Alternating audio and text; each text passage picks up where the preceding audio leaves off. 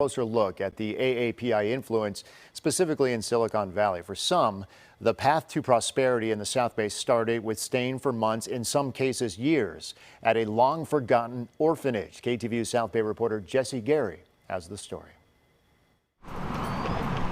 At the end of a tree-lined Los Gatos street sits a wooden arch that's also a doorway to Silicon Valley history. This is not only meaningful for us, it's meaningful for the Chinese community.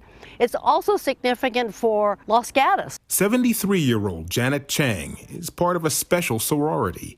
She's a former resident of the Ming Quong Home, an orphanage that once sat on this site. The old days, this was the only structure up here. Today, the 13-acre area is office space for Uplift Family Services, which aids abused and neglected children. I think it's an important part of our history. We try to maintain links to our own past, but also as a way to allow these women to maintain contact with each other. When Donaldina Cameron opened Ming Quong here in 1936, few, if any, places provided services for Asian orphans. An example of an early organization that really left a very significant mark.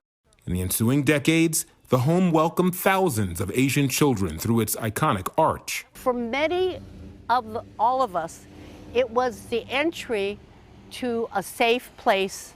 Chang first stepped onto campus as a sharp-tongued 12-year-old whose merchant marine father was usually deployed and whose overwhelmed mom needed help dealing with her daughter's penchant for throwing the first punch. If I had been sent to juvenile hall, it is no doubt that I would be either dead or in jail.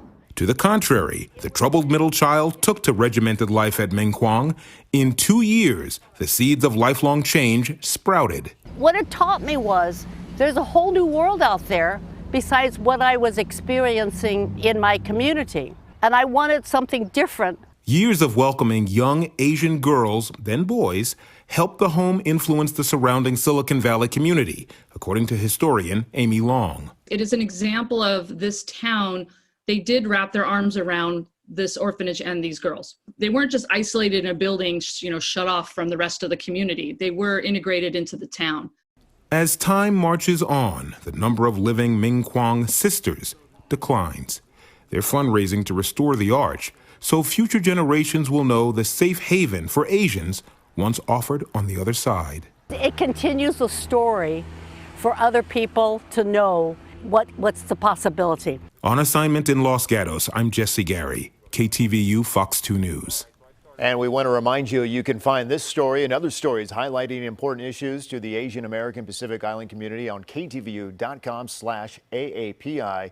We'll keep the conversation going the entire month of May for the AAPI Heritage Month.